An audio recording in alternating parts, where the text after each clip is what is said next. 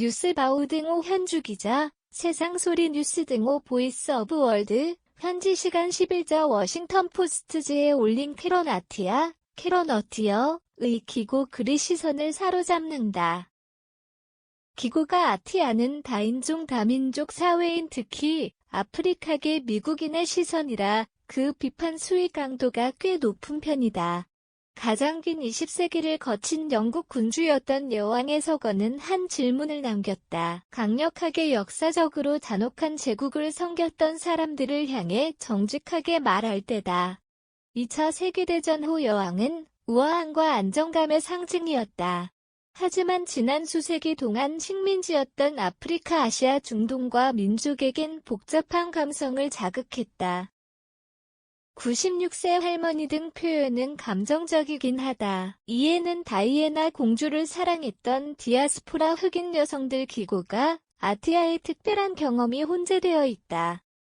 기고가 아티아는 아크라에 있던 자신 부친 가나 학교 여자친구 집을 방문했을 때의 기억을 되새겼다.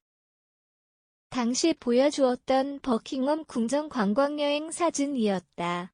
그 사진을 보자 부친 여자친구가 돌연 그들이 우리를 통치했다. 그래서 우린 영국인이다. 며 움츠렸던 장면을 기고가 아티아는 결코 잊을 수가 없다 한다.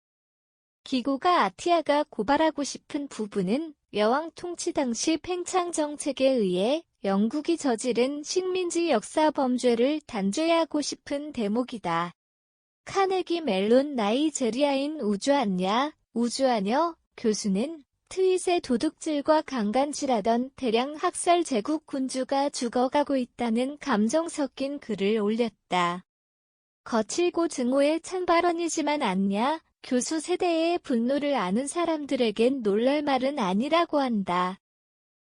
이들은 영국 통치하에서 학살과 이주를 겪은 세대들이다. 물론 여왕 통치 시대의 탈식민화가 일어나 그녀는 고마운 해방자라는 주장은 있다. 엘리자베스가 왕좌에 오랜 1952년만 해도 제국은 쇠퇴하고 있었다. 아프리카와 인도 등 식민지에서 반란이 계속되었고 쇠락한 경제에 영국이 후퇴하던 상황에도 1952에서 63년에 11년 동안 케냐 마우마우 반란을 진압했다. 160명에서 320명 케냐인들을 강제 수용소로 몰아넣었다. 케냐 부족들은 영국 정부를 유럽 인권재판소에서 토지 절도와 고문으로 고소하기도 했다. 왕당파들은 여왕은 헌법적이고 상징적인 군주라 그런 잘못된 행위에 거의 책임이 없다고 주장하긴 한다. 그러나 상징은 중요하다고 한다. 여왕이 영국의 권력과 부를 기꺼이 대표했고 이전 식민지에서 약탈당한 보석으로 자신을 장식했던 연유에다 여왕 이미지가 이전 식민지의 화폐에 있었다.